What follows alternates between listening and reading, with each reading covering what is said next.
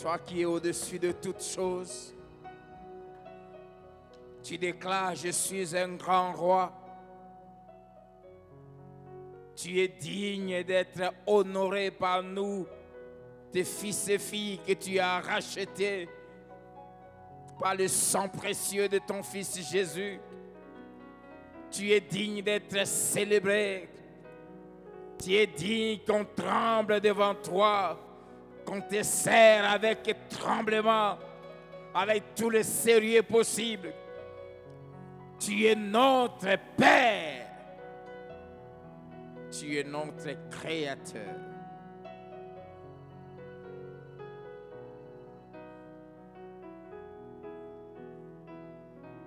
J'aimerais encore nous prier avant de commencer de nous lever.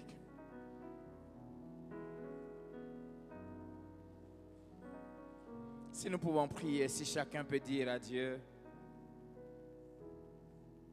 Seigneur, je vais être un fils digne de toi. Je vais être une fille digne de toi. Je veux vivre pour t'honorer. Que ma vie honore ton nom. Est-ce que tu peux parler à Dieu?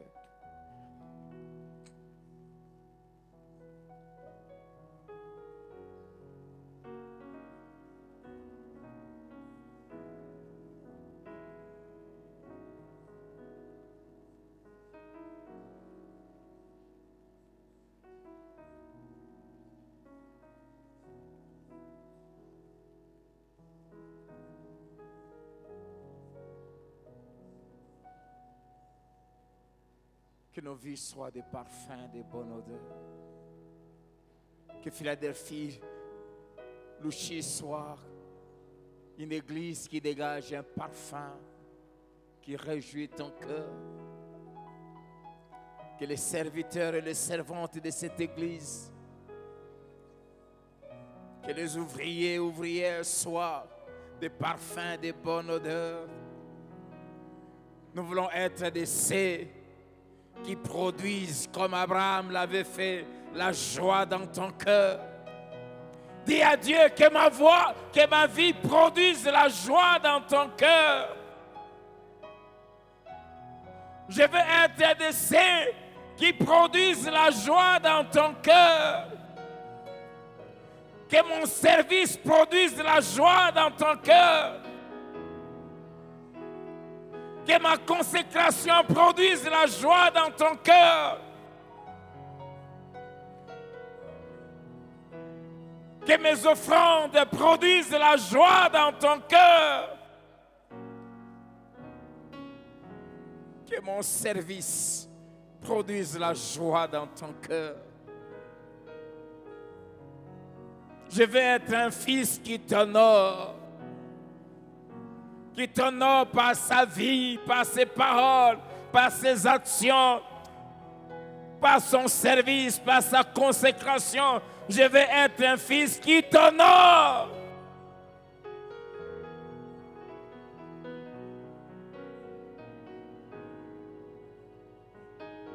Tu n'es pas un père que j'ai emprunté. Je suis sorti de toi. Tu es ma source. Tu m'as créé pour toi. N'est-il pas écrit, tout a été fait par toi et pour toi. Et je vais vivre pour t'honorer. Un fils honore son père. Je veux que tu sois fier de moi.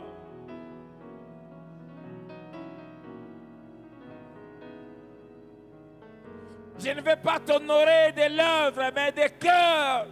Que mon cœur soit proche de toi.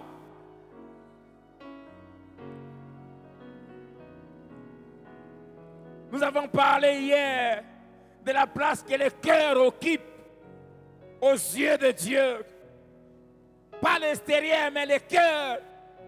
Quel est l'état de ton cœur? Est-ce que nous pouvons consacrer nos cœurs à Dieu pour lui dire, Seigneur, Je vais te servir, pas des lèvres, mais des cœurs. Je vais être un fils qui est attaché à toi, pas de loin, mais de cœur.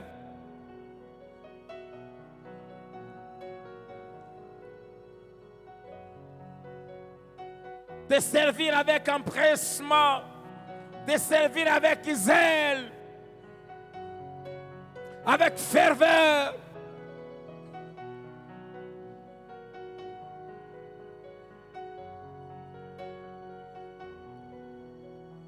Être un fils qui fait ta joie.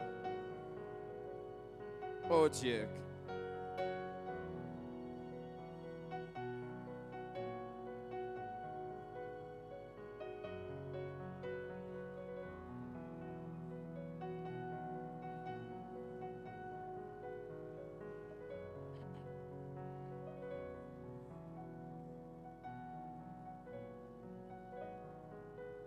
Que nos cœurs soient pour toi.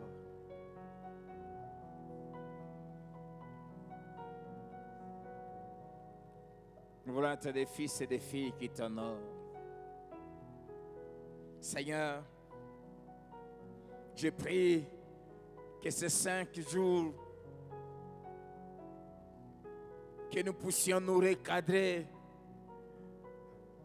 afin que, Seigneur, toutes sortes de malédictions qui pesaient sur nous à cause du manque d'honneur que nous t'avions privé, toutes sortes de sécheresses, le ciel qui était bloqué, que les choses se débloquent.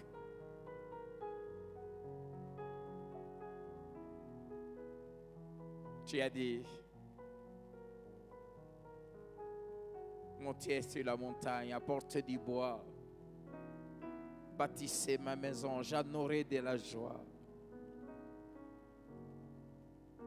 Nous ne voulons pas être de ces sacrificateurs qui te déshonorent et sur lesquels tu es irrité et que tu maudis. Nous voulons être des fils et des filles qui font ta joie et que tu bénis. Je prie que ces instants, que tu illumines encore les yeux de nos cœurs, que tu ouvres encore nos oreilles et que tu disposes encore nos cœurs pour t'écouter. Mais pas seulement écouter, mais surtout pratiquer après avoir écouté. Sanctifie ces instants pour la gloire de ton nom au nom de Jésus. Sainteté à ton nom, Père. Amen.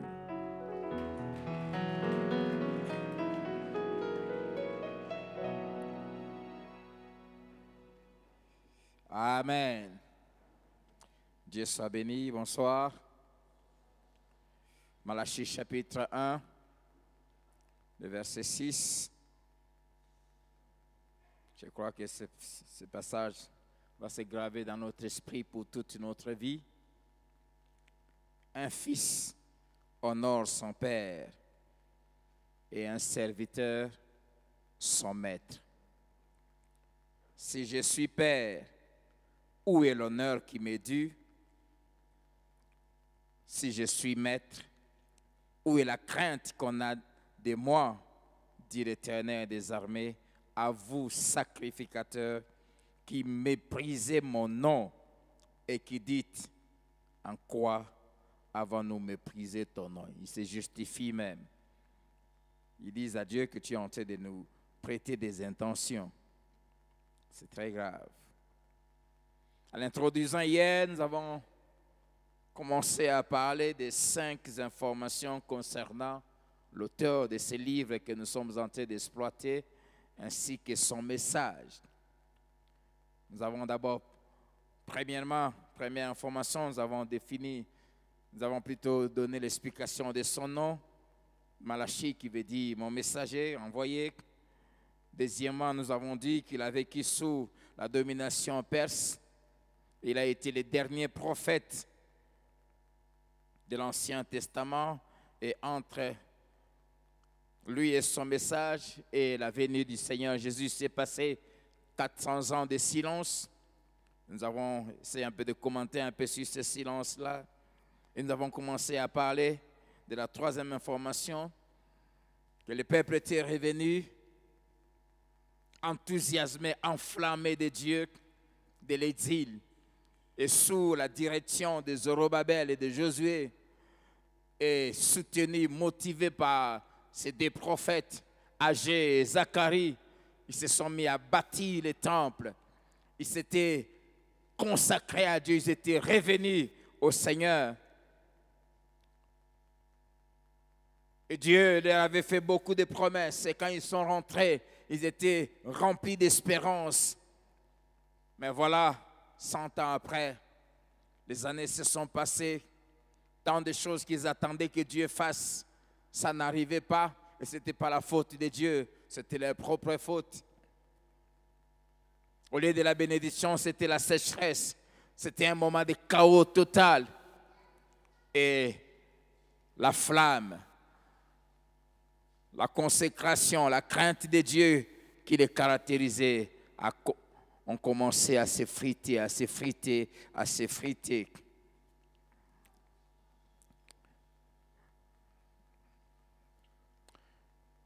Nous sommes arrêtés hier en parlant des 6 attitudes du cœur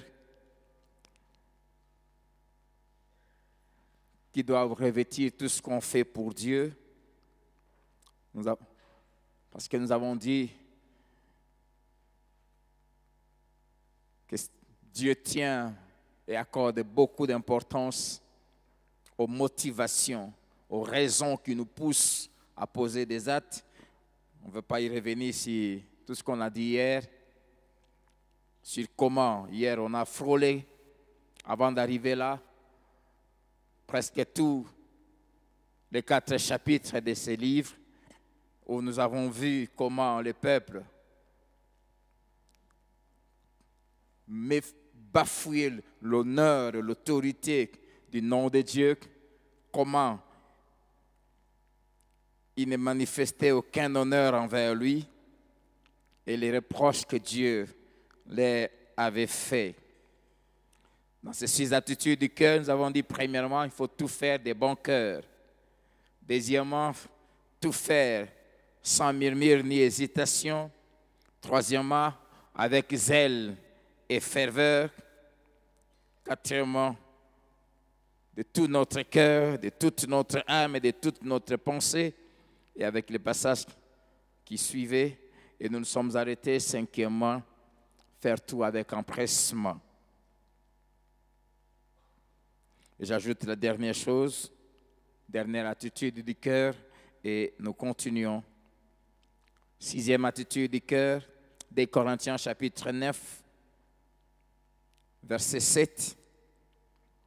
L'apôtre dit que chacun donne comme il a résolu dans son cœur, sans tristesse ni contrainte, car Dieu aime celui qui donne avec joie. Amen. On peut faire beaucoup de choses pour Dieu, mais on ne le fait pas à contrainte. Mais on le fait sans joie.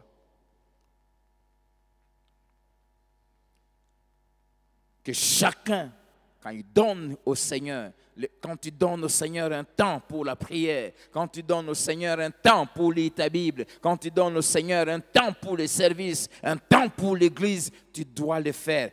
1, sans tristesse. 2, sans contrainte. Et 3, avec joie. Amen. Amen. La 4e information concernant l'auteur ainsi que son message, c'est que ce livre de Malachie est caractérisé par un dialogue. Un dialogue entre un Dieu juste d'un côté et un peuple qui lui est infidèle, mais surtout insolent. Et nous avons vu comment, quand Dieu leur reproche quelque chose, ils réagissent. Il dit, à vous, sacrificateurs qui méprisez mon nom, et ils répondent, en quoi l'avons-nous méprisé? Et cinquième information,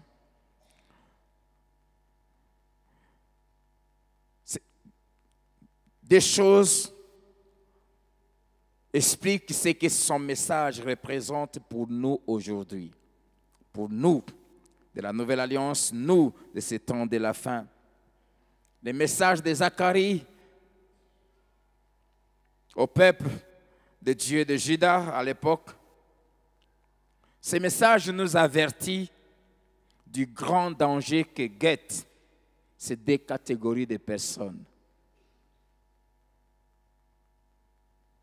La première,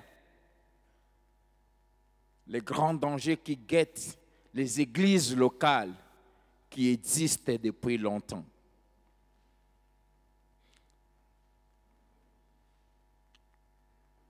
Souvent au début, ça commence enflammé.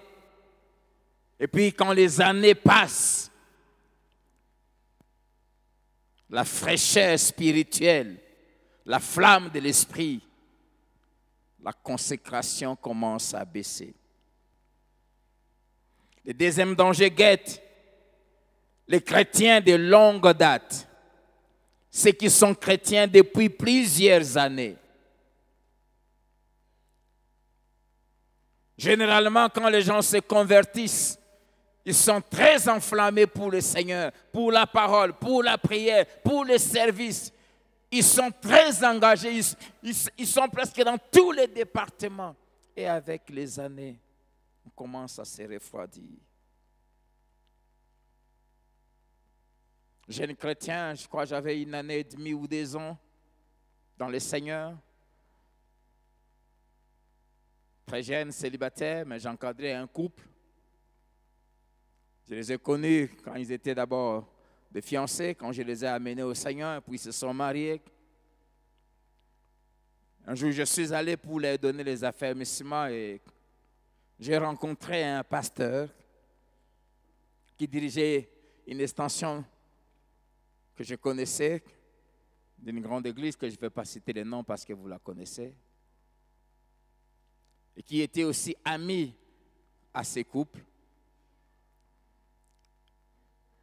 Il m'a trouvé pendant que je lui ai donné les affermissements. Il a suivi. À la fin, alors que je voulais partir, ce qui est bizarre, c'est qu'il était avec sa femme. Je l'ai entendu dire à sa femme, ce frère est très zélé, hein? Il a vraiment les ailes qu'on avait quand on avait commencé. Il a des disciplines compliquées là. Bon, avec le temps, il va changer. J'étais choqué d'entendre ça. Et j'ai compris, 2, qu'il avait déjà beaucoup perdu. Je n'ai pas été étonné quelques années après. D'ailleurs, même quand on était à nos réunions de pasteurs la semaine passée, un des pasteurs m'a, alors qu'on parlait, il dit, tu te souviens de tel? Tellement qu'on avait passé un long moment de prière, priant pour ceux qui se sont refroidis, qui ont dévié. Et on a pensé à lui aussi. Non seulement il a divorcé avec sa femme, il a commencé à se méconduire. Au jour d'aujourd'hui, l'église a fermé, au point qu'il est revenu jusqu'à rentrer chez ses parents. Quand tu le rencontres aujourd'hui, méconnaissable. Mais c'était quelqu'un qui, au début de ma foi, je l'entendais, il avait bougé bon marché pour ceux qui connaissent ces quartiers. Il y a un grand danger quand les années passent dans le Seigneur. L'usure de la vie, le nombre d'années passées à l'église, souvent finissent par, si on n'y veille pas, à ruiner la foi et notre premier amour pour Dieu. On a parlé de l'église d'Éphèse ici, pendant plusieurs dimanches, à qui le Seigneur reprochait une seule chose, Tu as perdu ton premier amour, la première flamme, la joie que tu avais pour moi. Quand les attentes tardent à se réaliser, quand les promesses que Dieu a faites tardent à s'accomplir, et quand les prières que nous faisons pendant plusieurs mois, plusieurs années, tardent à être exaucées, plusieurs sombrent dans le doute, voire même dans le péché et dans la rébellion contre Dieu. J'aime quand l'apôtre dit dans Hébreux chapitre 10, versets 35 à 39, il dit, n'abandonnez pas votre assemblée, n'abandonnez pas votre espérance. J'aime beaucoup ces passages.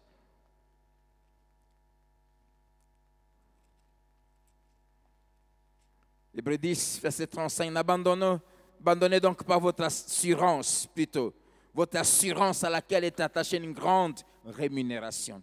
Car vous avez besoin de persévérance, afin qu'après avoir accompli la volonté de Dieu, vous obteniez ce qui vous est promis. Encore un peu de temps, celui qui doit venir viendra et il ne tardera pas. Et mon juste vivra par la foi. Mais s'il se retire, mon âme ne prend pas plaisir en lui. Nous ne sommes pas de ceux qui se retirent pour aller se perdre, mais de ceux qui ont la foi pour sauver leur âme. Je t'en supplie, même quand ça tarde, ne te retire pas, ne te refroidis pas. Matthieu 24, verset 13, Jésus a dit, celui qui persévérera jusqu'à la fin sera sauvé. Ah, j'aimerais nous dire qu'il est possible de commencer chrétien, de grandir chrétien et de terminer chrétien. C'est possible d'être un chrétien qui garde le cap année après année sans baisser. Dans la consécration, dans la crainte de Dieu, dans l'amour pour Dieu et dans la qualité du service qu'on offre à Dieu. Le danger de ne pas veiller sur sa marche chrétienne, de ne pas travailler sur son salut. Le salut est gratuit, mais il faut y travailler pour l'entretenir et le développer. Le relâchement dans sa consécration à la lecture de la parole de Dieu personnelle, à la prière personnelle. Le relâchement dans les coutumes chrétiennes.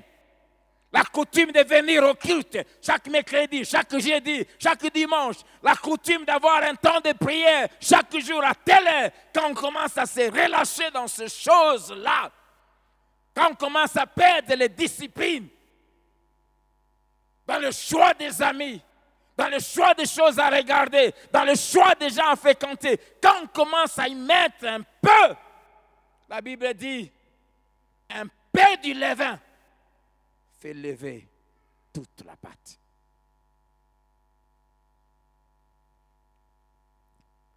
Ces choses-là, quand on ne veille pas sur sa marche, quand on ne travaille pas sur son salut, et quand on commence à se relâcher dans cette discipline, ça conduit toujours à devenir un chrétien amer, aigri, un chrétien refroidi.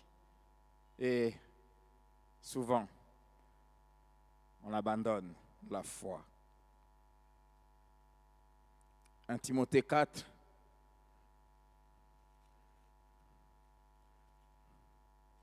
versets 13 et 15 à 16, Paul dit à cet homme de Dieu, pasteur Timothée, il lui dit, jusqu'à ce que je vienne, applique-toi à la lecture, à l'exhortation, à l'enseignement. Dis à ton voisin, jusqu'à ce que Jésus revienne, applique-toi à la lecture de la Bible, à la prière. Applique-toi jusqu'à ce que je vienne. Verset 15. Occupe-toi de ces choses. Donne-toi tout entier à elles, afin que tes progrès soit évident pour tous. Quand tu commences à négliger de t'occuper de la lecture, de la prière, de culte, tu cesses de faire des progrès. Le verset 16, l'apôtre ajoute, il dit à son fils, veille sur toi-même et sur ton enseignement. Persévère dans ces choses, car en agissant ainsi, tu te sauveras toi-même et tu sauveras ceux qui t'écoutent. Quand on cesse de veiller sur soi-même, de veiller sur ses yeux, de veiller sur sa bouche, de veiller sur qui on fréquente, qui on côtoie, quand on commence à devenir tolérant, quand on commence à devenir tolérant par rapport à certaines lignes de conduite qu'on s'était fixées dans la vie chrétienne. L'apôtre Paul dit, tu vas te perdre toi-même et tu perdras aussi ceux qui t'écoutent. Veille sur toi-même.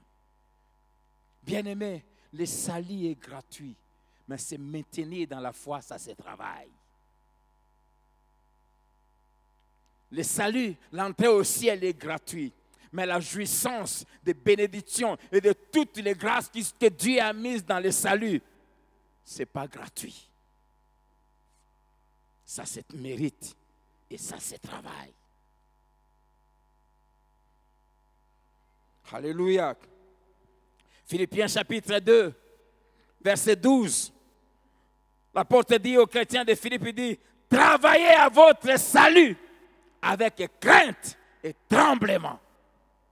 Et l'apôtre Pierre va plus loin dans 2 Pierre 1, 5 à 9, il dit, faites tous vos efforts pour ajouter à votre foi la connaissance. Amen. Ceux qui sont restés chez eux, qui ne sont pas venus ici, sont tentés de perdre la connaissance que nous recevons. Il y a un effort à fournir. Il y a de l'argent à dépenser pour payer un transport. Il y a des carburants à dépenser. Il y a des volontés à marcher même à pied. Faites tous vos efforts. Ce n'est pas le Saint-Esprit qui va faire ça. Toi-même. Pour joindre à ta foi. La foi, c'est-à-dire la foi qui t'a amené au salut. La connaissance. À la connaissance, la patience. À la patience, la maîtrise de soi. À la maîtrise de soi, toutes ces choses, il dit, quand elles sont en vous, terminé. Vous allez vous maintenir.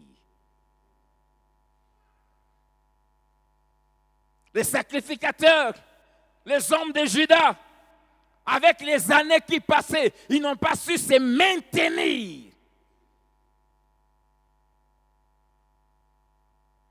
Quand je regarde la majorité de ceux avec qui j'ai cru et j'ai commencé à servir Dieu ensemble, aujourd'hui, il y en a qui n'osent même pas. Quand même en cours de route comme ça, ils dévient. Ils savent pas me regarder. Ils sont devenus méconnaissables. Ils n'ont pas su travailler à leur salut. Proverbe 18, verset 9. La Bible dit, celui qui se relâche dans son activité, dans sa consécration, dans sa vie de prière, dans son service, il devient le frère du destructeur, c'est-à-dire du diable. J'aimerais nous donner un conseil ce soir. Le premier conseil, demandez à Dieu de vous faire un check-up. Psaume 139, versets 23 à 24. J'aime David. David dit, sonde-moi, ô Dieu, et connais mon cœur. Éprouve-moi et connais mes pensées. Regarde si je suis sur une mauvaise voie et conduis-moi sur la voie de l'éternité. Parole de David dit, ô Dieu, regarde au fond de mon cœur et connais-moi. Examine mes pensées et vois ma marche.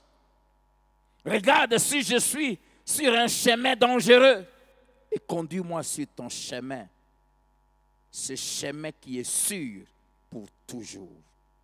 Amen. Sonde-moi. Toi qui sondes les cœurs et les reins, ayez la culture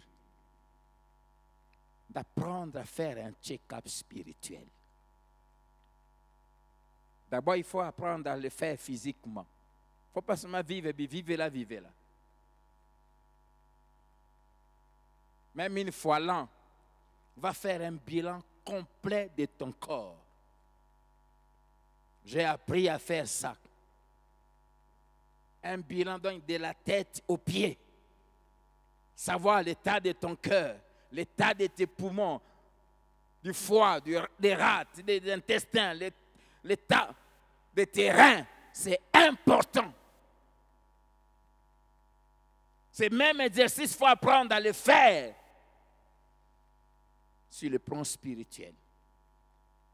Apprendre à organiser des retraites personnelles où tu ne parles pas demander à Dieu de l'argent, ni une femme, ni enfant, ni mari, ni travail. Non, tu vas simplement pour dire à Dieu, examine-moi.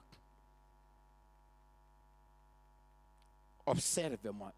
J'aimerais que tu me fasses un bilan de ma foi. Bilan de mon intimité avec toi. Bilan de la qualité de mon service. Bilan de ma consécration. Bilan de ma relation avec ma femme. Bilan de ma vie en tant que père. Bilan de ma vie en tant qu'époux. Bilan de ma vie en tant que pasteur. Bilan de ma vie en tant que fils d'une femme. Bilan de ma vie. Fais-moi un bilan. Et Dieu va le faire. Il va te dire, là, ça a commencé à clocher. Là. Et nous devons apprendre à nous connaître. Il y a toujours certains signaux que Dieu commence à donner. La vie spirituelle, c'est comme une voiture. Quand tu la conduis, il faut avoir les yeux sur les tableaux de bord. Quand tu vois le carburant commencer à baisser, qu'est-ce qu'il faut faire? Il faut aller à la station. Si tu continues à rouler comme ça, même si la voiture est neuve, elle va s'arrêter. C'est pareil dans la vie chrétienne. Et dans des voitures aujourd'hui, très perfectionnées, même quand un pneu commence, l'air commence à baisser, ça signale. Je dis souvent, il y a certaines pannes dans les voitures, ce sont des pannes qui arrivent qu'on négligent. Par exemple, rotile, ça avertit toujours. Hein, moi, tu vas sentir que quand tu lâches le volant, ça t'amène. Quand tu commences à voir, ça veut dire qu'il y a un problème qui commence à se créer là en bas.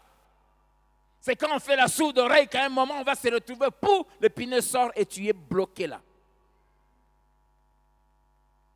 Et dans notre marche avec Dieu, il y a des signaux que le Saint-Esprit nous donne. Tu es quelqu'un de discipliné, mais quand tu constates, quand tu es devant la télé, il y a certaines images, ça passe et puis tu es tranquille. Ça commence à montrer que l'huile, le carburant spirituel, a baissé. A atteint le niveau où la réaction, la résistance ne peut plus fonctionner. Et quand tu te connais, toi-même tu sais que tu es quelqu'un de doux, tu es quelqu'un. Ma femme me connaît, je ne parle pas, je ne me fâche pas, mais je sais sentir. Quand je commence à réagir dans un petit rien, je réagis, souvent ça m'interpelle. Toi, tu n'écris pas comme ça. Je sens, et quand tu es sincère, toi-même tu comprendras que ces 3 jours ici, j'ai fait des prières rapides. C'est pas vrai?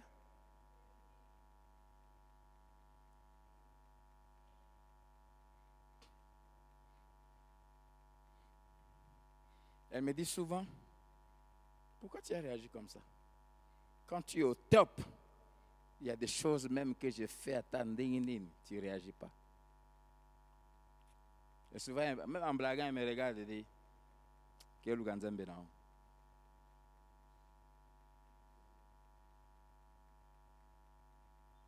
Parce que je te connais. Quand tu vis au ciel, elle aime me provoquer. Papa, au Kiti, hein? Je sais que toi, tu vis là-bas. Je sens que comme au Kita.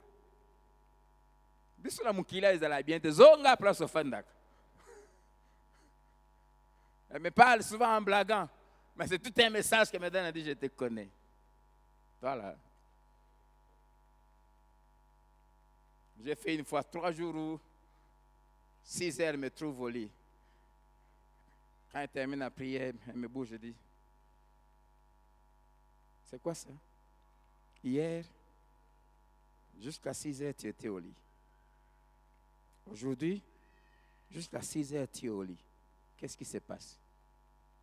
Je sais que quand j'ouvre mes yeux, 3 heures, tu n'es plus là. Qu'est-ce qui se passe? Je dis, je me sens fatigué, mais dans mon cœur, moi, je me dis,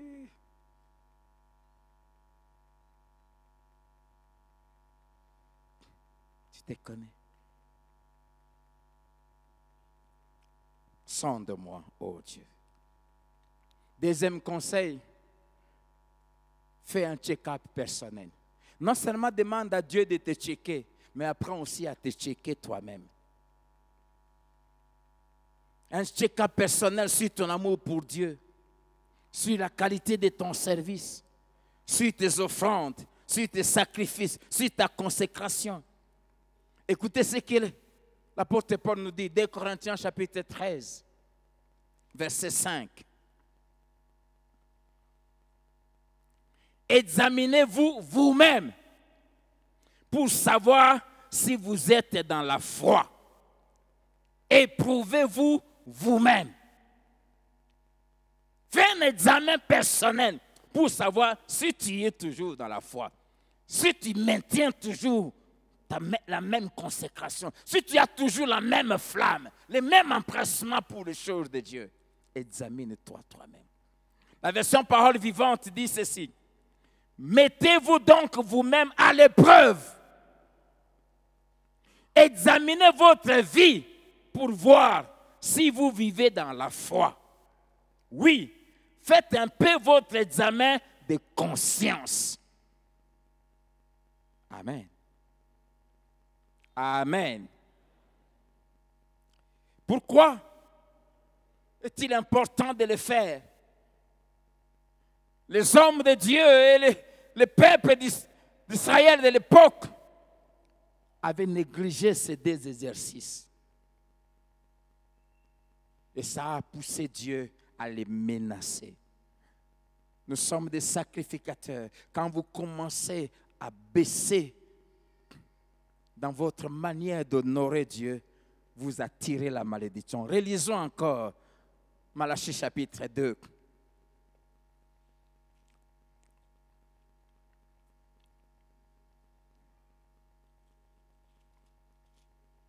Verset 1 à 9. Maintenant, à vous cet ordre. Est-ce que nous sommes tous là? Malachie 2, 1 à 9. Relisons encore ces menaces de Dieu envers les sacrificateurs que nous sommes, vous et moi. Maintenant, à vous cet ordre de sacrificateurs. Si vous n'écoutez pas, si vous ne prenez pas à cœur de donner gloire à mon nom, dit l'Éternel des armées. On peut lire ensemble? J'enverrai parmi vous quoi? Et je maudirai quoi? A dit toutes les œuvres de vos mains. Oui, je les maudirai parce que vous ne l'avez pas à cœur. Voici, je détruirai vos semences. Non seulement les semences qu'on jette à terre ou bien dans le travail ou quoi. Et ici, ça parle même de la fécondité. Je détruirai vos semences et je vous jetterai des excréments au visage. Elle dit, je vais vous rendre impropre aux yeux des gens. Les gens vont commencer à vous fuir.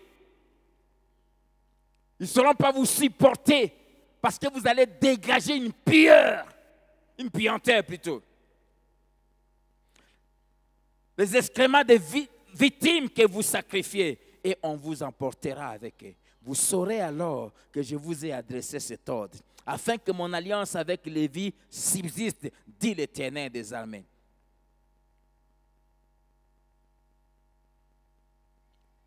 Mon alliance avec lui était une alliance de vie et de paix. C'est que je lui ai accordé pour qu'il me craigne.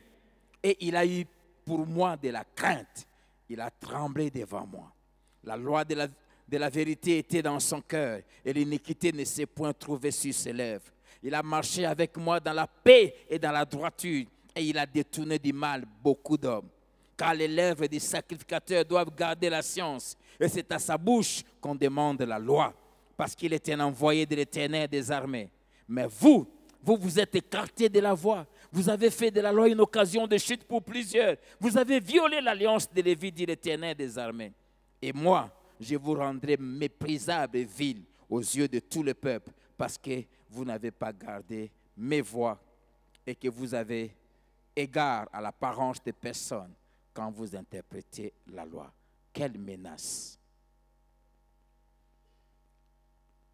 Dieu menace aujourd'hui tout chrétien qui méprise son nom, qui le sert avec mépris et qui méprise sa maison, son œuvre. Chapitre 1, verset 11.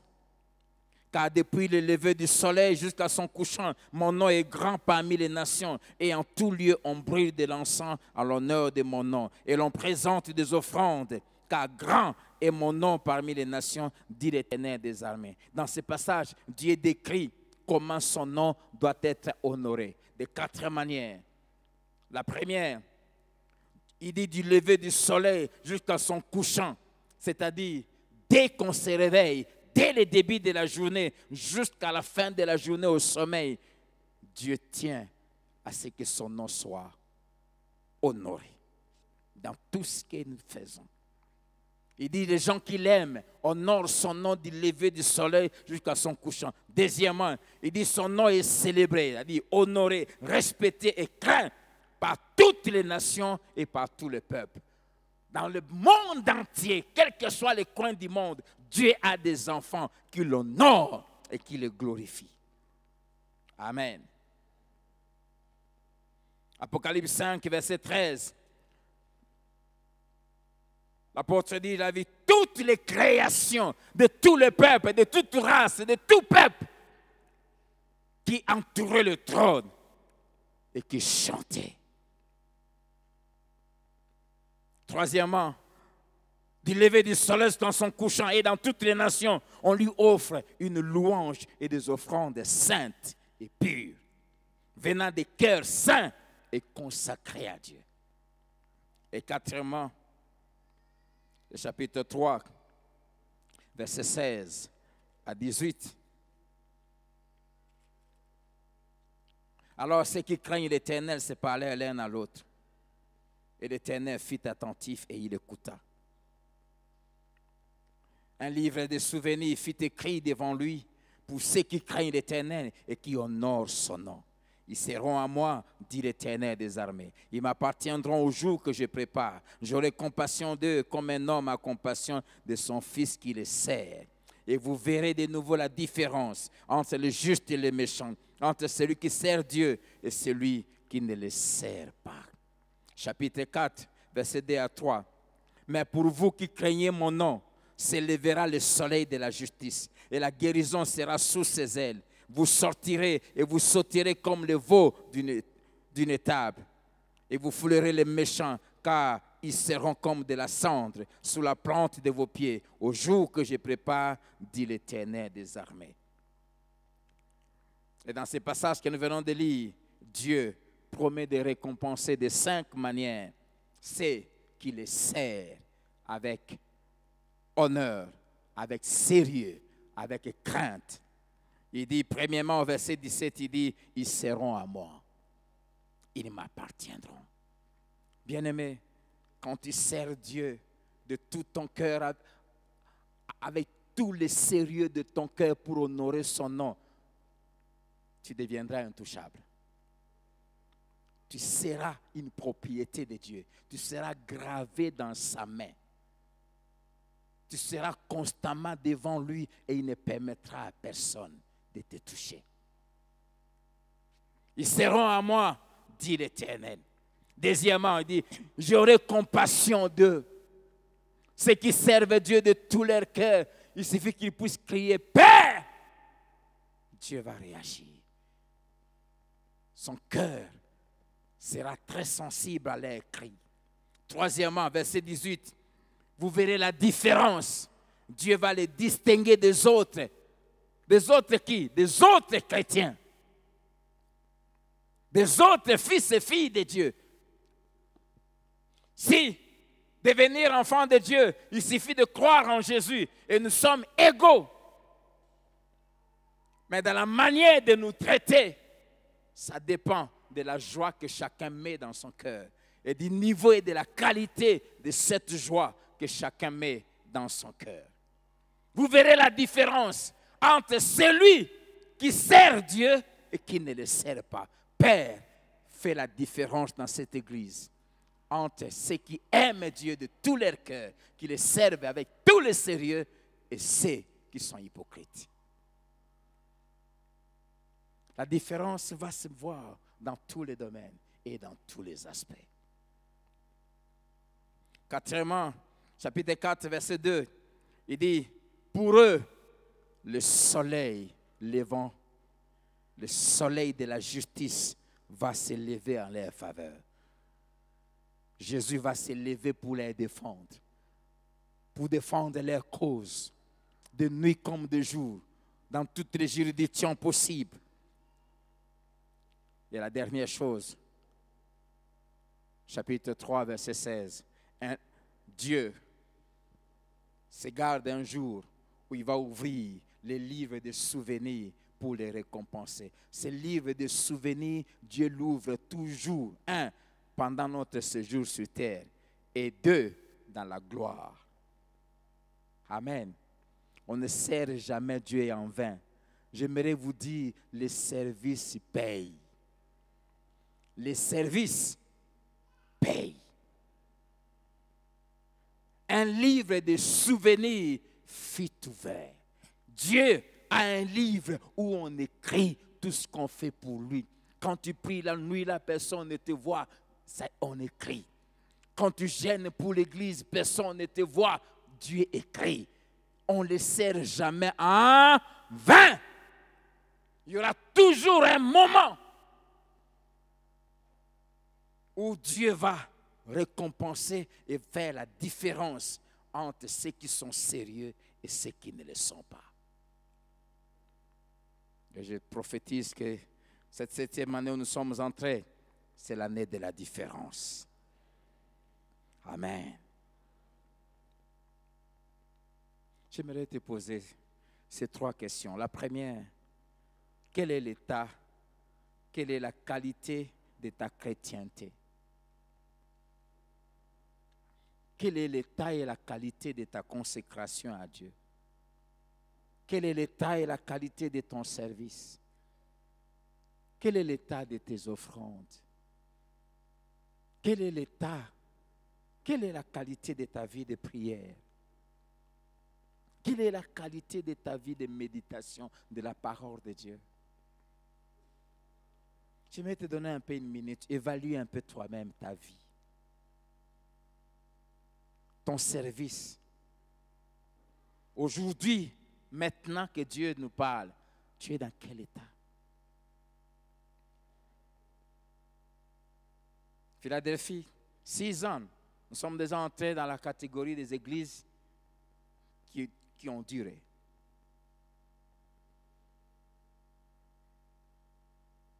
Et nous sommes guettés par ces dangers qui, quand les années passent, souvent plusieurs sombres, comme étaient ces Juifs. Je prie que même 50 ans après, que Philadelphie reste une église sainte. Que Philadelphie, Lumbashi reste une église qui prie. Je prie Je disais ça à Dieu encore aujourd'hui, même dans ma grande vieillesse, que je reste toujours un homme craignant Dieu, un homme qui prie, qui sert Dieu de tout son cœur et sans complaisance. Tu as peut-être 5 ans de vie chrétienne, tu as 10 ans de vie chrétienne. Quel est l'état de ta chrétienté aujourd'hui?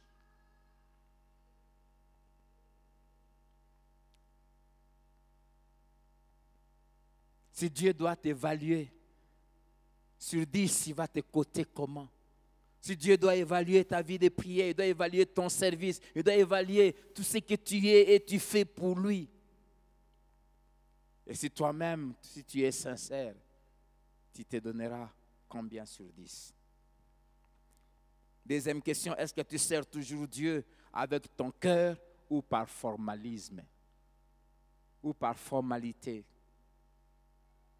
Il n'y a plus de saveur dans ta vie chrétienne. Plus des ailes.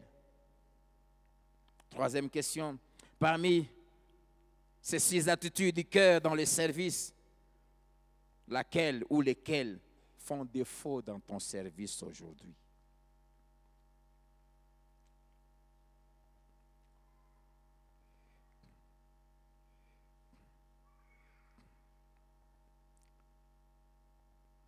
C'est la question que nous devons nous poser.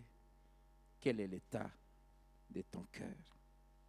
Où est-ce que tu en es avec Dieu aujourd'hui?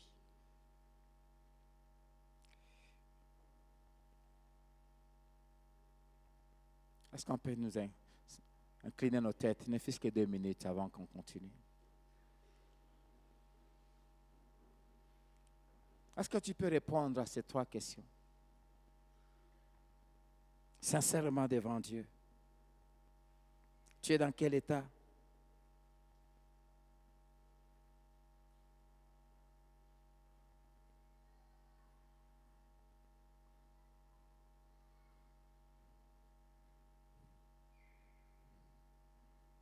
Tu es dans quel état?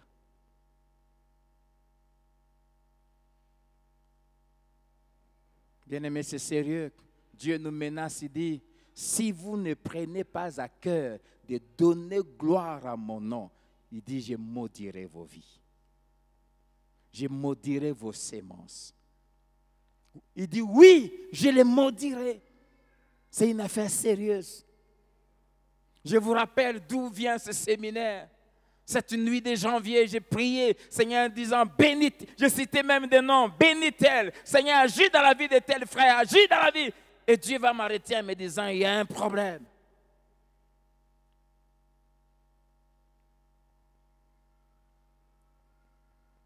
Quel est l'état de ton cœur?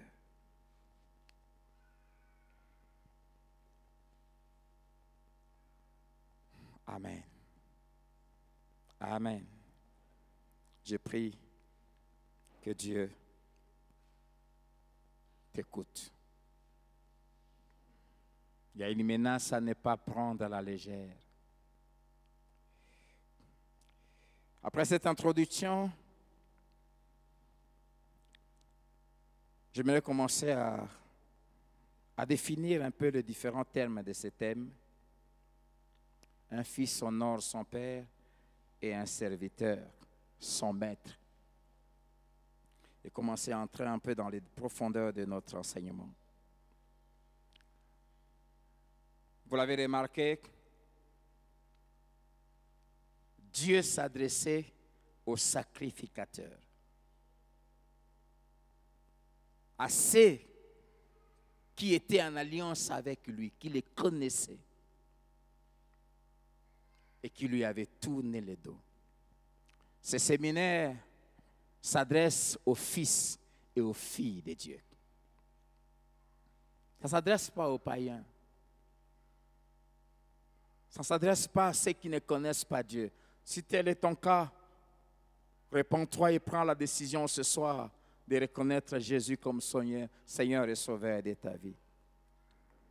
Ce séminaire s'adresse aux ouvriers et aux ouvrières, à celui et celles qui servent Dieu ici à Philadelphie. Et même vous qui nous suivez dans les réseaux sociaux. Aux fils et aux filles, qui est fils de Dieu, qui est fille de Dieu? C'est si simple. C'est celui qui un jour a pris la décision de reconnaître Jésus comme Seigneur et Sauveur de sa vie. Jean chapitre 1, verset 12 à 13, la Bible dit, à ceux qui l'ont reçu, à ceux qui ont cru en son nom, il leur a donné le pouvoir de devenir enfants de Dieu. Le verset 13 explique que cette naissance ne vient pas des hommes, mais elle vient de Dieu. Ce sont ceux qui un jour, après avoir entendu l'évangile, pris conscience de leur état de pécheur et de leur incapacité de se sauver, ils ont dit à Jésus, qui frappait à la porte de leur cœur, Apocalypse 3, 20, « Voici, je me tiens à la porte et je frappe. Si quelqu'un entend ma voix et ouvre, et m'ouvre, il dit, j'entrerai chez lui, je mangerai avec lui et lui avec moi. » Ce sont ceux qui, comme Paul le dit dans Romains 10, 9 à 10, c'est en croyant du cœur et c'est en confessant de la bouche qu'on est sauvé. Ceux qui, ont cru que Jésus est mort et ressuscité pour leurs péchés et ont reconnu qu'ils sont pécheurs et ils ont confessé de leur bouche Jésus comme Sauveur et Seigneur de leur vie. Ce sont ceux et celles-là qui sont fils et filles de Dieu. Ils sont nés d'esprit. Le Saint-Esprit les a régénérés. Et la vie de Dieu est venue habiter en eux. C'est qui un serviteur? C'est celui qui est au service d'un maître. C'est celui qui appartient à un maître, qui est son esclave, car le mot serviteur vient du mot esclave. Le mot esclave veut dire un bien, quelqu'un qui est un bien qui appartient à son maître. L'Hébreu donne 5 catégories de serviteurs. La première, serviteur, c'est celui qui sert. Cela implique un service volontaire ou obligatoire ou imposé. Et en hébreu, le mot serviteur s'applique aussi à un peuple qui est vaincu. Et souvent, David et tous les autres rois, les nations qu'ils arrivaient à vaincre dans la guerre, ils prenaient leur peuple et c'est ce peuple-là qui devenait leurs serviteurs. Ceux qui ont construit les temples, c'était ceux qui appartenaient à d'autres nations à qui David avait fait esclaves et Salomon les a utilisés. Et le Nouveau Testament confirme cela. 2 Pierre chapitre 2, verset 19. L'apôtre Paul dit, chacun est esclave ou serviteur de ce qui a triomphé de lui. Chacun est esclave de ce qui a triomphé de lui. Dès qu'il y a quelque chose, tu tombes dans une addiction, il y a quelque chose qui, malgré ta volonté contraire, tu finis toujours par la faire. Tu es un esclave. Et nous sommes des esclaves de Jésus parce que Jésus nous a conquis. Amen. Il nous a vaincus et il nous a pris comme ses esclaves. Et j'aime bien être son esclave. Deuxièmement, un serviteur, c'est celui qui assiste un grand personnage, qui travaille pour un grand personnage. Exemple, Joseph qui servait son maître, qui lui avait confié la gestion de toute sa maison. Genèse 39, verset 4. Joseph trouva grâce aux yeux de son maître, qu'il employa à son service, l'établit sur sa maison et lui confia tout ce qu'il possédait. Et quand on sert quelqu'un, il a des attentes vis-à-vis de vous. Il attend de vous fidélité, loyauté, obéissance et productivité, que vous soyez utile. Et Joseph, quand son maître l'a établi à son service, verset 5 à 6 de Genèse 39, la Bible dit, tout ce que son maître avait confié à Joseph prospéra. La productivité l'a accompagné. Deuxième attente d'un maître qu'on sert. Non seulement qu'on soit fidèle et loyal, mais aussi qu'on sache reconnaître ses limites. Bien que son maître lui avait confié la gestion de toute sa maison, mais Joseph connaissait les limites. Quand l'épouse de son maître lui a dit « couche avec moi », Joseph lui dit « non. Mon maître m'a confié la gestion de toute sa maison. Je suis libre de faire tout ce que je veux dans cette maison, sauf de toucher toi. Parce que tu es sa femme. » Un serviteur doit toujours connaître jusqu'où ses limites, ses responsabilités. N'allez jamais au-delà. Amen. Jamais au-delà. Il faut savoir les choses à faire et à ne pas faire. Et troisième attente d'un maître par rapport à son serviteur, le serviteur doit être prêt à souffrir pour honorer son maître, pour lui rester fidèle, même à son absence et à son insu. Quand la femme de son maître lui demandait « couche avec moi », son maître n'était pas là. Et il pouvait le faire sans que son maître le sache. Mais Joseph lui dit « je ne peux pas faire ça. Je ne peux pas trahir la confiance. » Bien-aimé, Dieu nous a fait confiance, ne trahissons pas la confiance. Amen. Ne blessons pas le cœur de Dieu qui nous a fait confiance de faire de nous non seulement ses fils et ses filles, mais aussi ses serviteurs. C'est le plus grand honneur que Dieu nous a fait. Joseph a dit à sa maîtresse, il dit, je ne peux pas faire ça. Je ne peux pas trahir mon maître. En refusant de trahir son maître, ça lui a amené en prison. Mais aux yeux de Dieu, il est resté un homme loyal. Et Dieu l'a récompensé. Un serviteur loyal n'a pas besoin d'être contrôlé pour mieux faire. N'a pas besoin d'être surveillé pour remplir ses responsabilités et même au-delà de ses tâches. Il n'a pas besoin d'être contrôlé. Si vous êtes encore au point où on doit être toujours derrière vous, vous êtes un mauvais serviteur.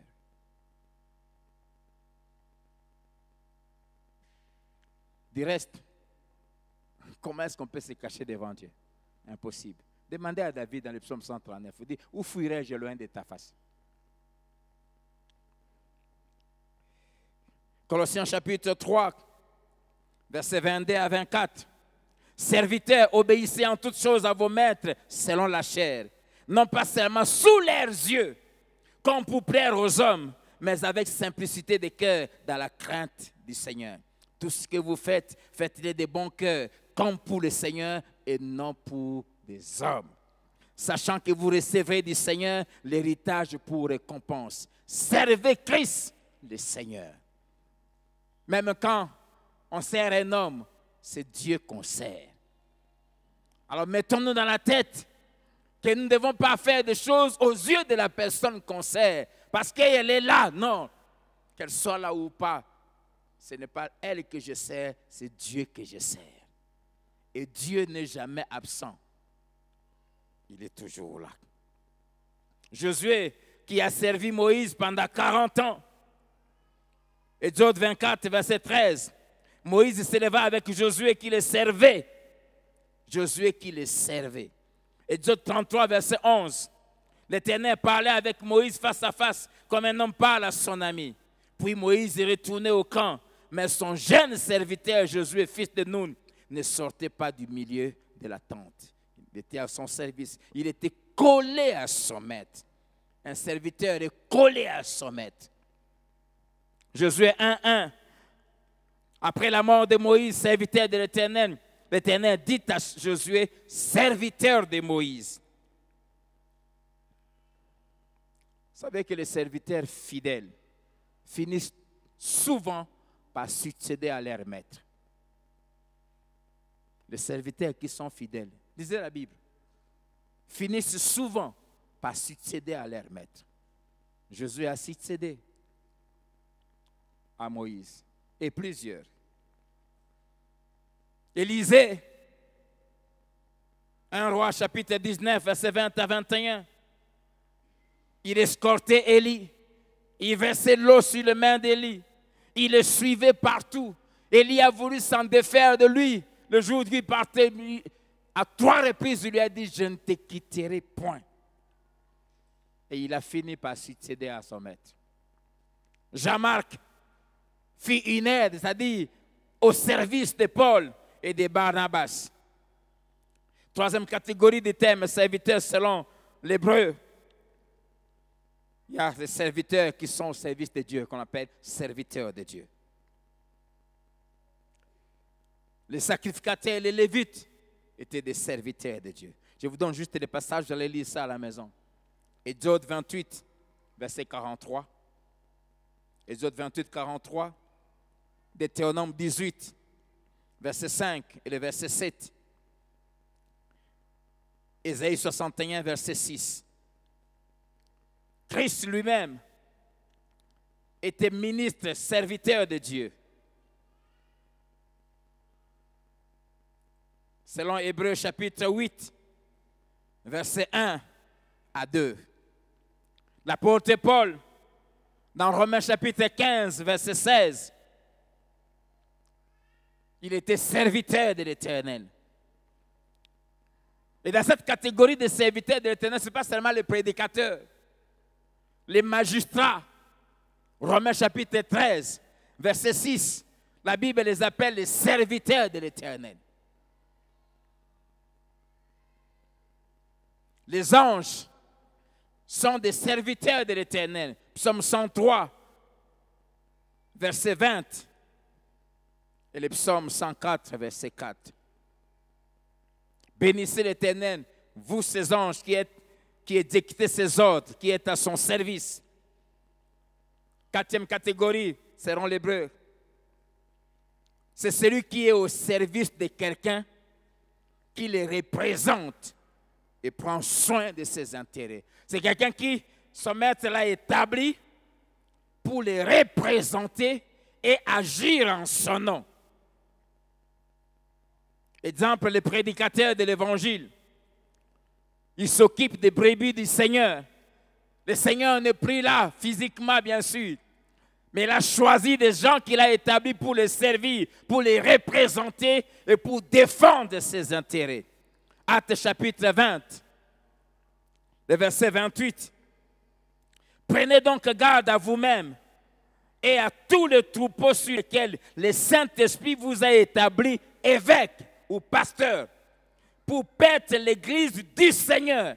Ce n'est pas votre église, c'est l'église du Seigneur. Mais il vous a établi là pour paître son troupeau qui s'est acquise par son propre sang. L'église, il lui appartient. Les hommes qui la composent lui appartiennent. Mais il a confié et son église et les hommes et les femmes à des êtres humains, à des pasteurs. Et il dit, prenez garde, veillez.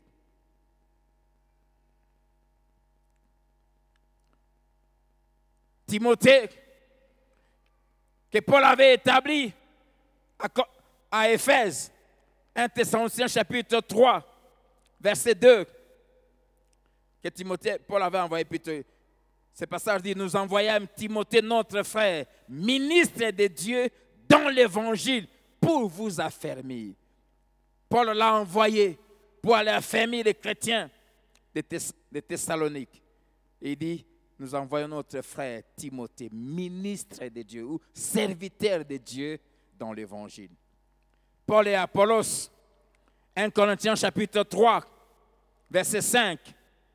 Qu'est-ce que donc Apollos? Qu'est-ce que Paul? Des serviteurs par les moyens desquels vous avez cru. Éphésiens chapitre 6, verset 21. Tychique, les bien-aimés frères et ministres fidèles dans le Seigneur, a dit serviteur. Colossiens 1, 27. Épaphras, notre bien-aimé compagnon de service, qui est pour vous un fidèle ministre de Dieu, un fidèle serviteur. Et 5e catégorie,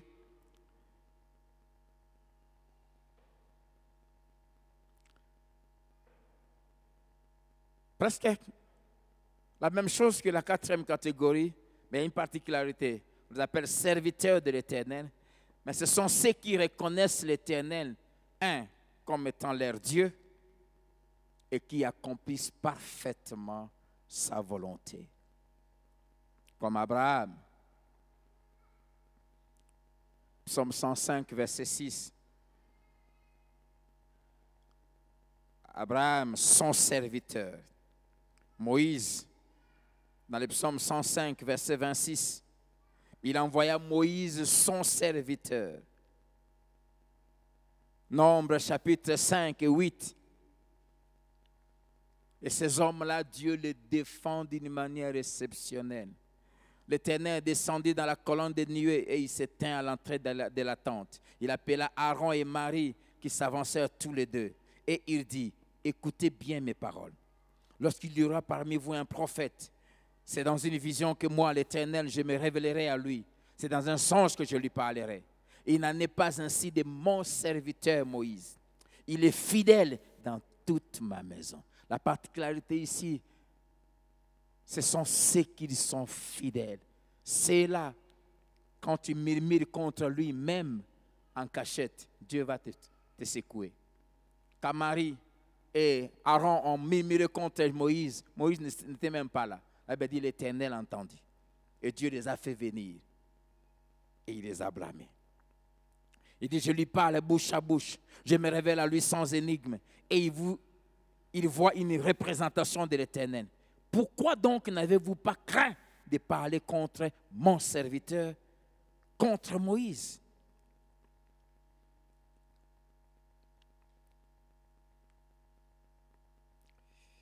Il y a David, dans le psaume 132, versets 10 à 11. À cause de David, ton serviteur, ne repousse pas ton oint. L'Éternel a juré la vérité à David, il n'en reviendra pas. Je mettrai sur ton trône un fruit de tes entrailles. Ce sont des gens à cause de qui Dieu agit pour les autres. Ils sont tellement fidèles que les autres peuvent se cramponner à leur fidélité pour dire à Dieu, je ne mérite rien, mais à cause de lui, donne-moi ça. Fais telle chose pour moi. Bien-aimés, le sérieux et la fidélité à Dieu font que vous deveniez une source de grâce pour les autres. Vous pouvez vous présenter devant Dieu en faveur de quelqu'un, puis vous arrêtez l'action de Dieu qui devait être dirigée contre lui. À cause de David, ne me repousse pas. J'ai mal fait, c'est vrai. Mais parce que je suis attaché à David, parce que je suis son fils, ne me repousse pas. Et Dieu ne l'a pas repoussé.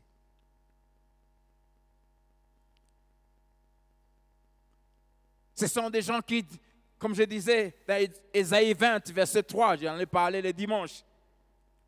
Dieu dit de même que mon serviteur Ésaïe marche nu et déchaussé. Souvent Dieu se sert d'époux. Enseigner, il dit de même, dans 3 ans, ce peuple sera amené captif nu.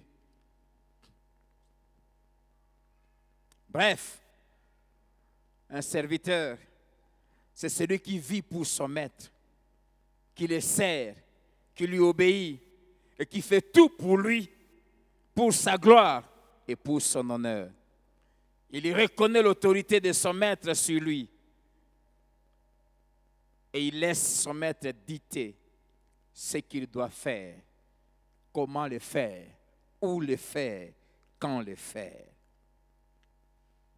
Et Israël, à qui Dieu s'adresse par Malachie, ce peuple, était un fils de Dieu. Exode chapitre 4, verset 22.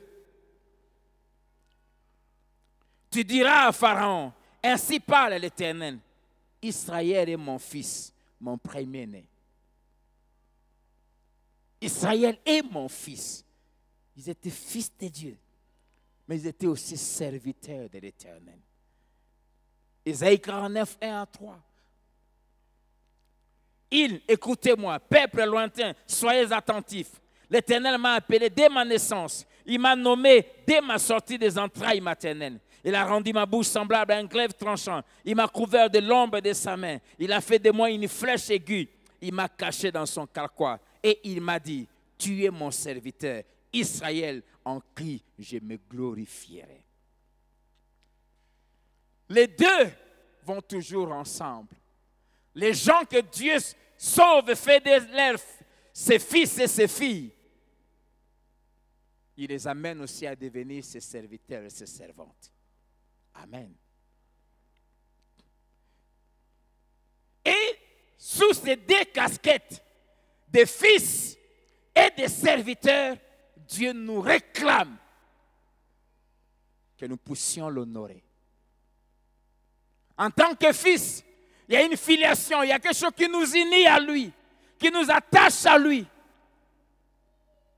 Mais Dieu n'utilise dans son champ que ses propres fils et filles. C'est pour cela que vous ne pouvez pas vous appeler enfant de Dieu et ne rien faire pour Dieu.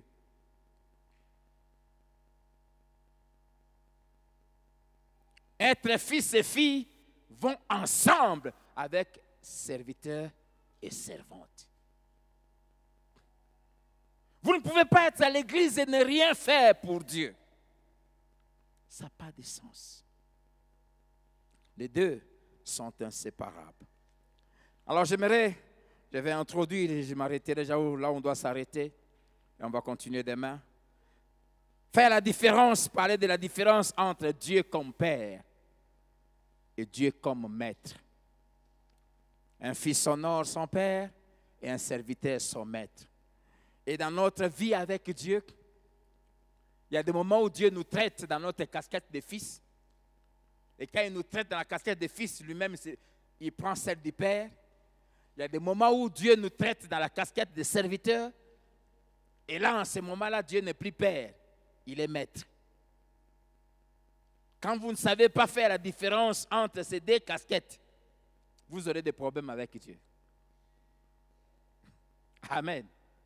Beaucoup de chrétiens prient même mal. Dieu n'est pas seulement Père, mais il est aussi un maître. Amen. Quand Dieu te demande, va faire ceci, ce n'est pas un père qui te parle, c'est un roi. Et tu es son sujet.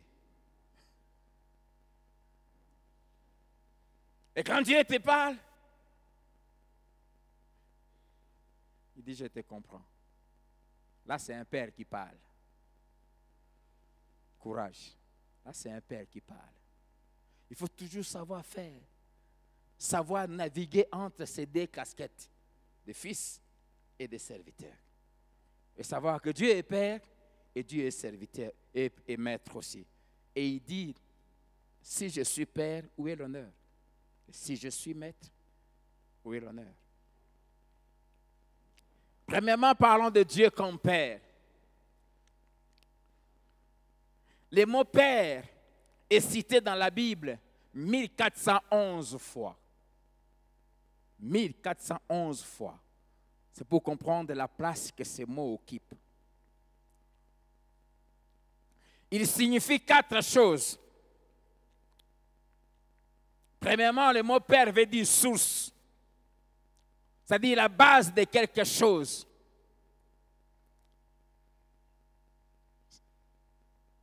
La fondation, c'est là où ça a commencé. Et notre vie commence par où? Par Dieu. Dieu est la source. Deuxièmement, le mot Père veut dire origine. Là où quelque chose débute. Les deux, c'est presque la même chose, mais il y a une nuance. Troisièmement, le mot Père veut dire celui qui a engendré. Et ce mot ne veut pas simplement dire celui qui engendre, c'est-à-dire qui donne vie, mais celui qui, après avoir donné vie, accompagne, aide à devenir. C'est-à-dire, vous amène à devenir, c'est pourquoi il vous a conçu. Dieu n'est pas irresponsable. Dieu n'est pas un faiseur des enfants qu'il laisse pour devenir des enfants de la rue. Non.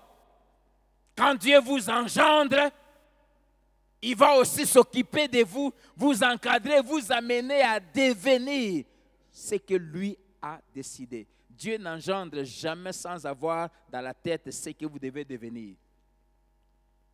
Proverbe 16, verset 4, la Bible dit, Dieu fait tout pour un but.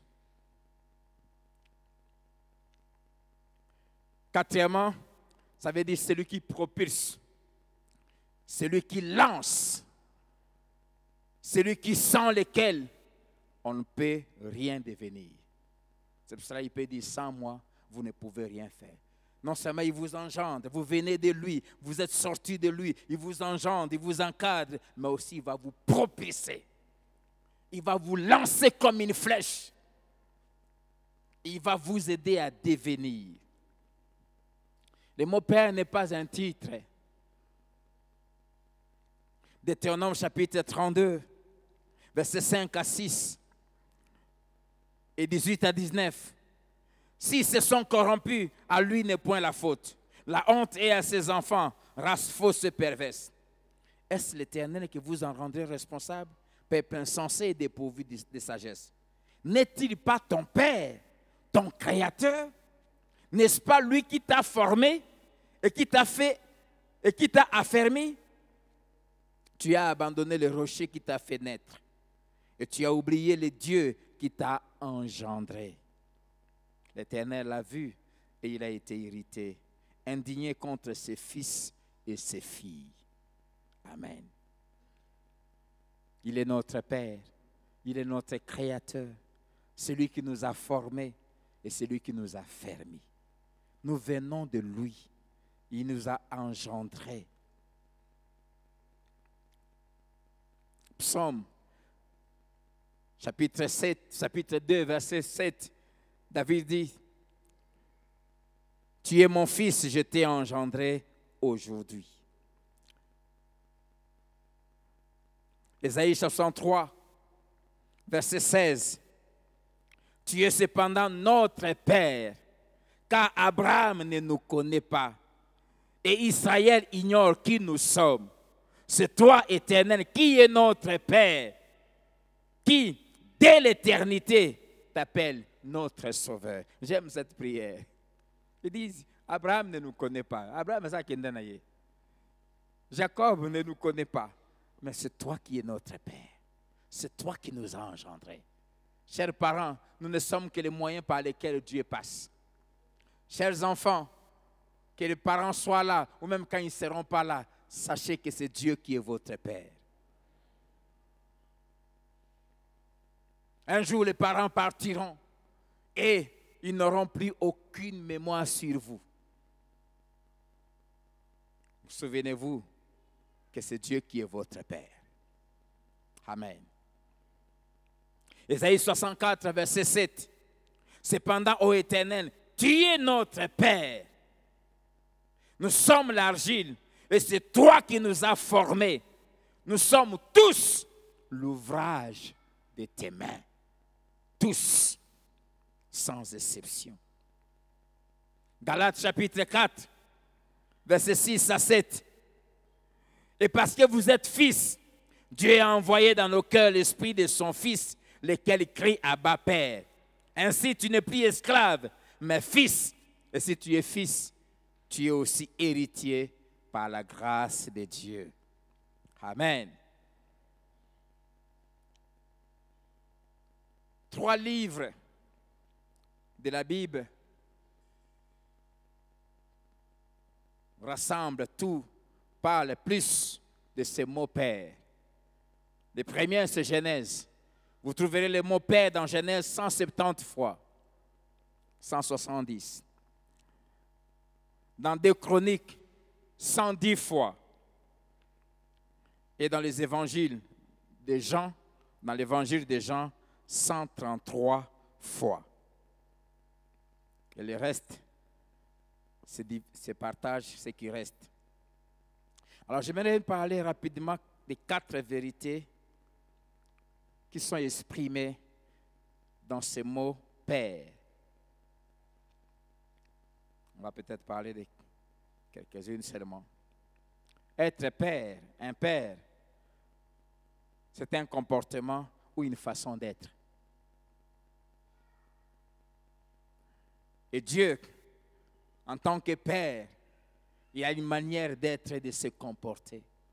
Être Père, ce n'est pas simplement jeter une semence quelque part. Non, c'est tout un comportement. C'est toute une manière d'être et de vivre. Deuxièmement, être Père, c'est une responsabilité qu'on connaît et qu'on assume. Être Père. Jeunes gens, jeunes filles, ne jouez pas avec la sexualité. Être Père est une responsabilité qu'il faut connaître et qu'il faut assumer. Et Dieu connaît ses responsabilités et il les assume. Job 39, versets 16 à 20. Je prie que nous ne soyons pas comme des Autriches. Job 39, 16 à 20. L'aile de l'Autriche se déploie joyeuse. On dirait l'aile, le plumage de la cigogne. Mais l'Autriche abandonne ses œufs à la terre. Elle demande à la terre de s'en occuper. Sa responsabilité à elle, c'est de pondre et puis elle dit à la terre, occupe-toi de ça. Abandonne ses œufs à la terre et le fait chauffer sur la poussière.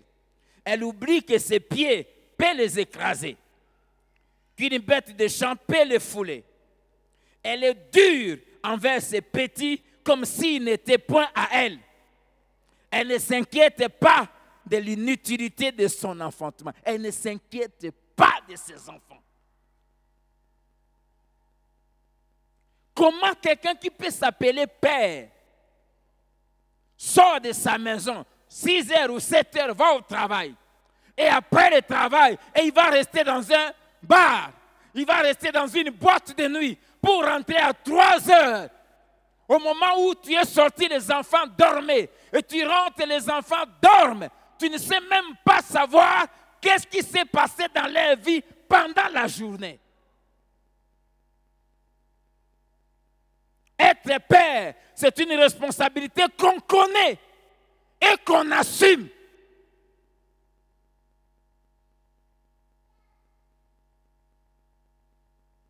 Faire des enfants pour qu'un petit frère les élève, c'est de l'irresponsabilité. Dieu élève seul ses propres enfants. Il ne les confie jamais à quelqu'un d'autre. Dieu contrôle, il sait tout ce qui se passe dans la vie de chacun de ses enfants. Devenons des responsables.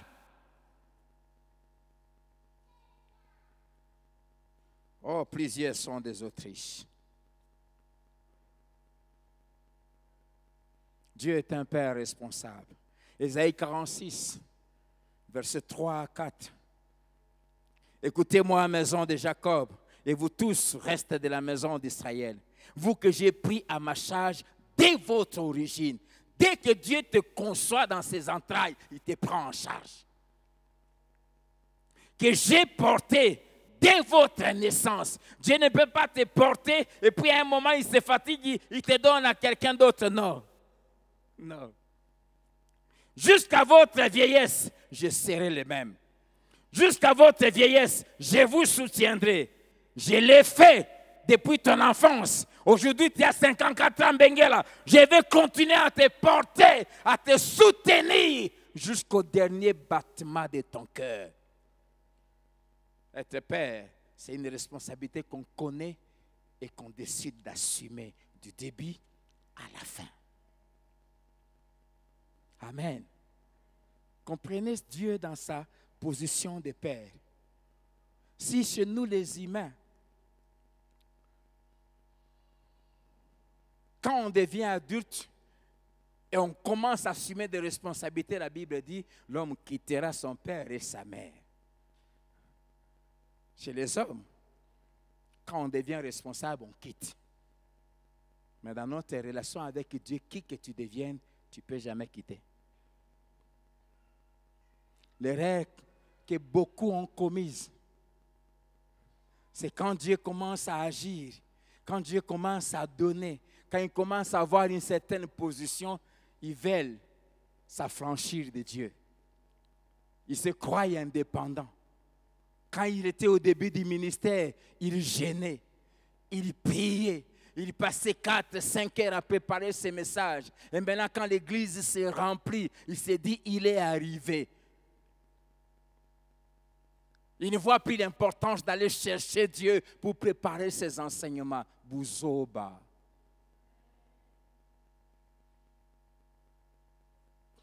N'osez jamais vous affranchir de Dieu. Jamais. Quoi que tu deviennes, devant Dieu, reste enfant. Il n'y a pas un titre plus merveilleux de tous nos titres de chrétiens que celui d'enfant de Dieu. Reste enfant.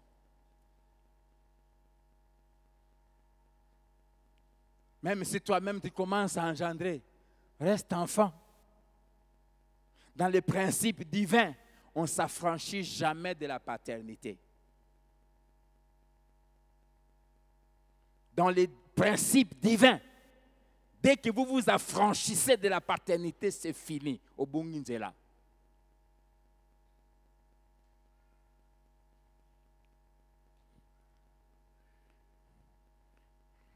Dieu dit, je t'ai porté dès ta conception, n'est-ce pas? Et il dit, quand tu deviens adulte, je te laisse. Tu as été à ma charge dès ton origine. Et il dit, jusqu'à ta vieillesse. Il dit, il n'y aura pas un moment où tu vas cesser d'être à la charge de Dieu. Je nous en supplie, n'osez jamais cesser de dépendre de Dieu.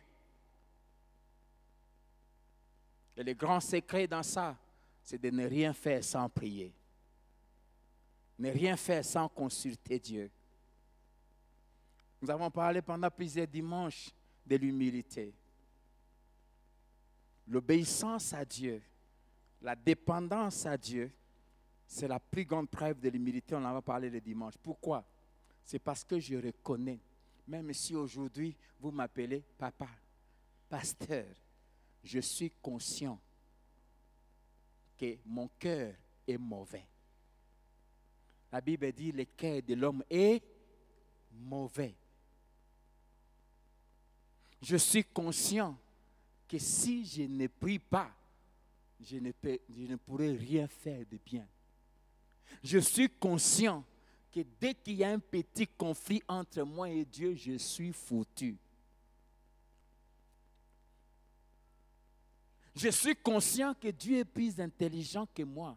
Désobéir à Dieu, c'est dire à Dieu que non, moi je réfléchis mieux que toi.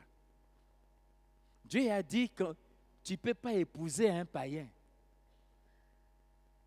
Mais combien ont osé prêcher Dieu?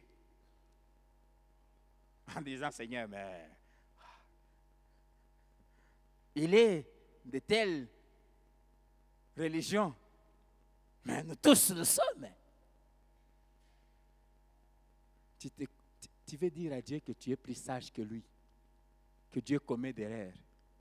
Malheureusement, plusieurs ont fini par revenir dire à Dieu, tu avais raison, j'aurais dû t'écouter. Quand Dieu interdit quelque chose, il ne faut pas jouer avec ça.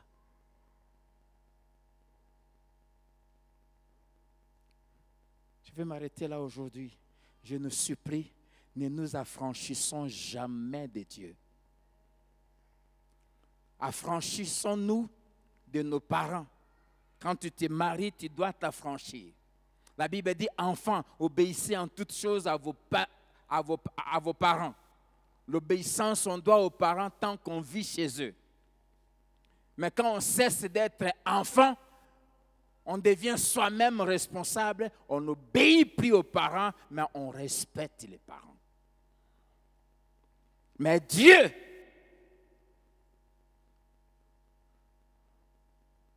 on lui obéira du début à la fin de la vie.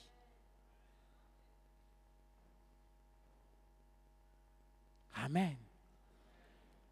Je sais que Dieu va nous bénir, fils et filles de Dieu de Philadelphie. Je sais que Dieu va nous élever. J'aimerais nous supplier, quelle que soit notre grandeur, restons enfants de Dieu.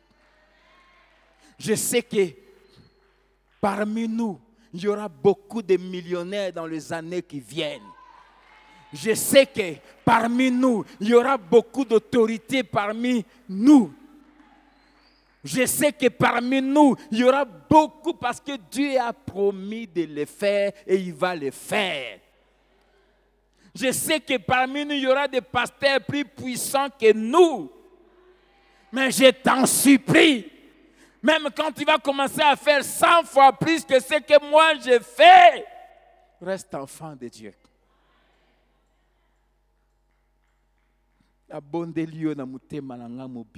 Reste enfant de Dieu. Ne perds pas les attitudes des fils. Jean chapitre 5, verset 19, Jésus dit, un fils ne peut rien faire par lui-même.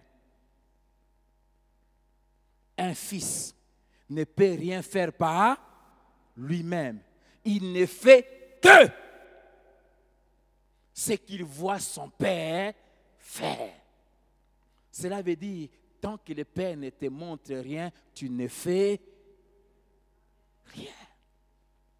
Même quand les hommes te poussent, même quand on dit, ah, homme de Dieu, yondé, reste fils.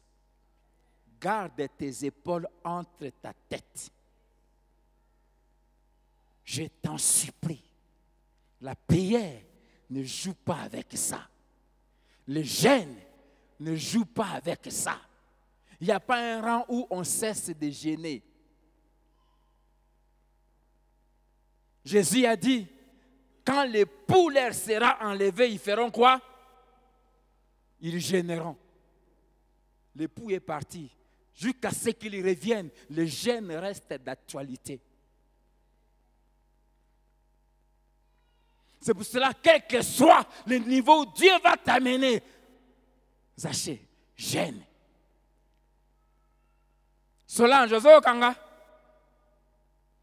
Kolambela Kaye Foufou tous les jours, quelle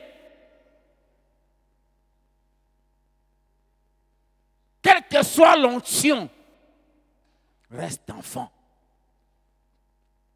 Dieu a pris la résolution en tant que Père de te porter dès ton origine jusqu'à ta vieillesse. Le mot vieillesse veut dire jusqu'au dernier battement de ton cœur. Cela veut dire tant que tu vivras, laisse Dieu te porter. Ne te dis jamais, maintenant j'ai grandi, je suis à mesure de commencer à marcher moi-même. Ose. Que Dieu vous bénisse.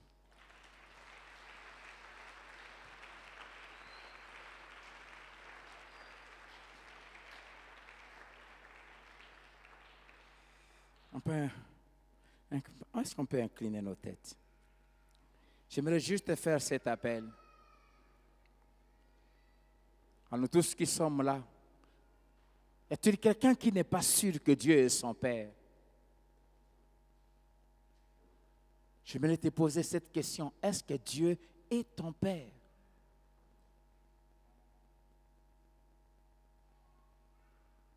Si tu as des doutes, je t'en supplie, lève-toi. Prends cette décision de faire de lui aujourd'hui ton Père.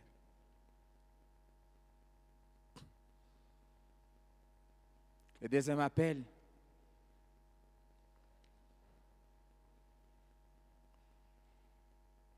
Es-tu un fils ou une fille qui a commencé à prendre des ailes en disant au Père que non, je n'ai plus vraiment tout le temps besoin de toi? Tu as commencé à prendre un peu de l'indépendance vis-à-vis de Dieu. Tu as commencé à trouver que je suis plus de ce niveau-là. Tu as commencé à te dire, bon, j'ai étudié l'économie, ça je maîtrise. Ça ne sert à rien que je consulte Dieu pour avoir une orientation. Ça, je sais que la science dit ceci. C'est un grand danger. Si tu as commencé à avoir ces attitudes, lève-toi aussi.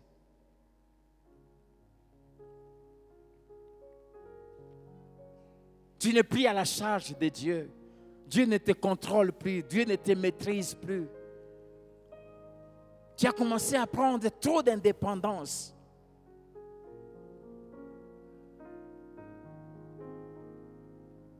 Lève-toi, tu as besoin de te remettre à ses pieds. Merci, merci bien-aimé.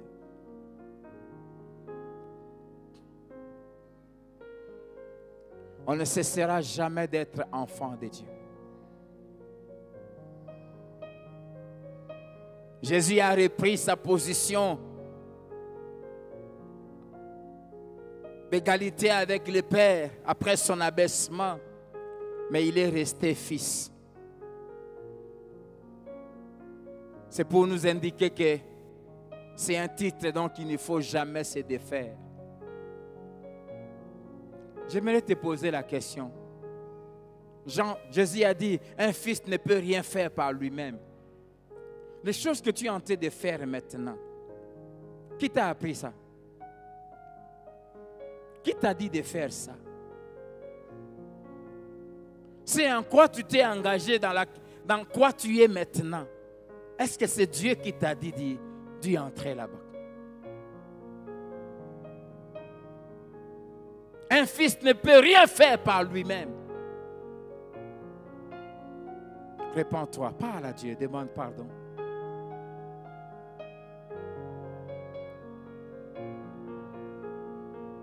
Dis à Dieu, je prends la résolution de revenir et de rester définitivement fils et fille.